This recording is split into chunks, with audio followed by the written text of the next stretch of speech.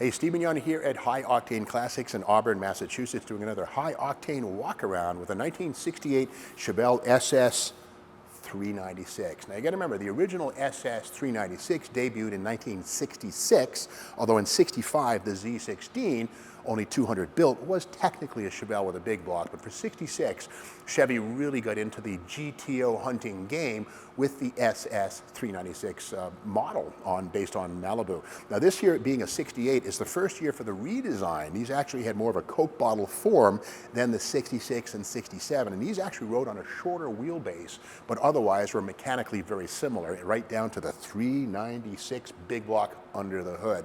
Now something interesting is that the standard brakes on these cars were still drums up front, although this one does have the optional power disc brakes, which certainly were a good idea when you have as much as 375 horsepower under the hood.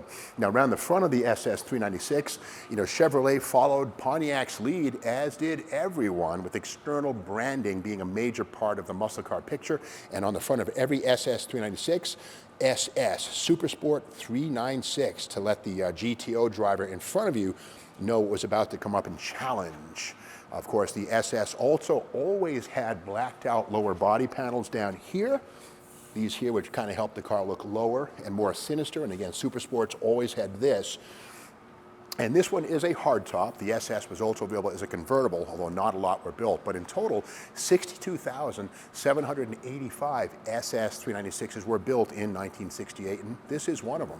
Something kind of unique here is this right here. The antenna for the radio is on the rear quarter panel. Usually it's up on the front fender, right? Well, there was an optional U73 rear-mounted manual antenna for a mere $9.50. And the idea with this, similar to 1950s Chevys, a lot of folks like the powerboat look of an antenna on the back of the car at an angle. And believe it or not, $9.50 was spent to get the U73 rear-mounted antenna instead of up on the front fender. Kind of an interesting little detail.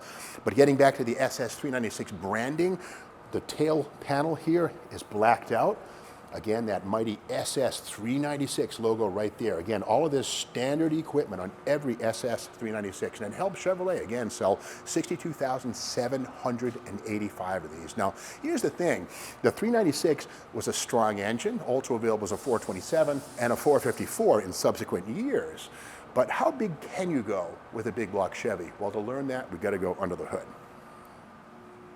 Before we explore how big the big block can get, let's take a quick look at the hood. Now again, a lot of muscle cars in their earliest incarnations came with styled steel hoods with non-functional scoops. The original 442, the GTO, the Roadrunner, they all had bogus scoops. Well, the Chevy SS 396 for 1968 finally got functional scoops, but it's not what you think. We might call this ram air for the people. What do I mean by that? Well, these vents do go through right down into the cowl below the hood. But where does that cowl lead to? Well, let's pop the hood and find out. Look here, the cowl feeds air into the passenger compartment, not the engine. So that's why we call this ram air for the people in the car. But with that said, by 1970, the cowl induction would absolutely become an option and would feed the engine cold air. But again, the styled steel hood was another part of the muscle car recipe that didn't have to make power, but it sure helped sell cars. Now getting back to how big can a big block get? Well, we all know the 502 was Chevrolet's largest parts department engine, but again, the 454 was as big as it got for you and me. Well, this one here is a 468. Essentially, it's a 454 with an overbore. Now, again, this would have been a 396 way back when, but this one has been modified, as most of these have, and that's all good. The aluminum cylinder heads seen right here are about half the weight of the cast iron heads. They flow more air with bigger ports and valves. A single plane intake manifold here with a big Holley 4-barrel on top. Old school, and there's nothing wrong with that. Fuel injection's fine, but carburetors work just as well. This does have the HEI, high energy ignition distributor here with the coil built into the top. These arrived in 1974-75, but they give a much harder spark than any point type ignition can. Tube steel headers in place on this to help the 468 big block exhale as well as it can inhale. And interesting to see, the manual disc brakes on this one here, no booster. So this one was meant to go. There's no air conditioning, and on muscle cars, it's often said that less can be more. Now we have to wonder, is this really an SS 396? Well, in 68, you can tell. The VIN right here has a 138 in the first 3 spots. That means SS 396, nothing less. Let's take a look inside. Inside, yeah, here they are, the optional Strato bucket seats. And I gotta remember that, a lot of folks say that all Chevelle Super Sports came standard with buckets. Not true. Bench was standard. You paid extra for the Strato buckets.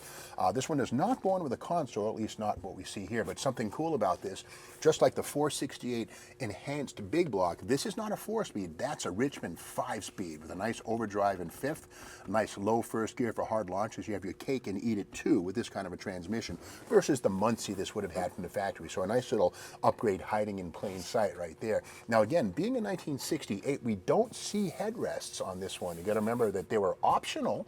You paid extra for them, but as of January 1st, 1969, the federal government mandated headrests on all new cars, January 1st, 69. Well, this is a 68, so no headrests here. Just little details that make the difference, for better or worse, doesn't really matter. But getting back into the branding, the door panels have SS 396 on them, as does the instrument panel. And again, inside and out, Chevrolet wanted you to know you were running in a hot Chevelle muscle car and not a 6-cylinder commuter car. And that was the whole point about the muscle car thing. Sell the sizzle as much as the steak. Let's take a look in the trunk of this one.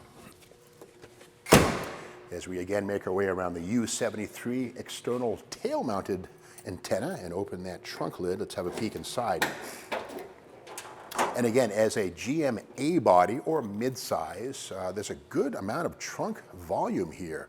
And you could put several suitcases in this with no problem at all. So while the Malibu Chevelle was a mid-sized car, it had almost a full-size trunk. Speaking of the trunk, look at this right here. This sticker tells us this car was originally built with limited slip differential. In Chevy land, it was called Positraction, and $42 is what you paid. Believe it or not, the SS 396 and even the 442, the GTO, you paid extra money to get Posi. Otherwise, the right rear tire would go up in smoke. But again, when you see that sticker right there, you can assume there's a Positraction underneath the floor. And again, this is 1968, the first year for the fully redesigned Coke bottle shape of the Malibu. And something to keep in mind too, this is a 2-year body style in a way. 68 and 9 would have this here. 1970, the B-pillar would go to more of an angle. So subtle changes that gave it a facelift. To many, the 68 is one of the most attractive Chevelles of all time. And again, with the SS 396 on the front, we know there's a big block, but I won't tell anybody if you won't. There's actually a 468 under the hood of this one here. Now, if you want to see more about this particular car, check it out on the High Octane Classics website.